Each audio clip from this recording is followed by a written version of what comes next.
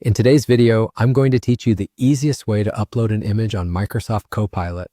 Welcome back. This quick walkthrough will help you share a picture with Copilot so it can analyze, describe, or work with your image exactly the way you want.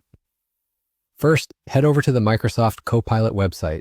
Before you do anything else, make sure you're signed in with either your Google account or your Microsoft account. If you're not sure whether you're logged in, look for your profile icon in the corner. Being signed in ensures your conversation saves properly and that all features are available. Next, look to the top left of the page and click Start a new chat. Opening a fresh conversation is helpful because it clears out any previous context, so your image and your message get Copilot's full attention without leftovers from earlier prompts. Now move down to the message box at the bottom of the screen. Right next to it, you'll see a small plus icon.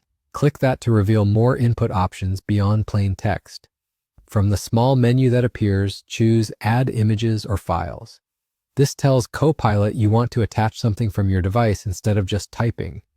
When you select that option, a File Explorer window will pop up. Navigate to the folder where your image is stored and click the picture you want to upload. Common formats like JPG and PNG work well.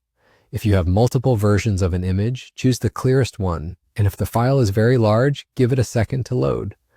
After you've selected your image, you'll see a small preview appear inside the chat window. This is your chance to confirm you picked the right file. In the message box, you can add instructions so Copilot knows what to do with the image.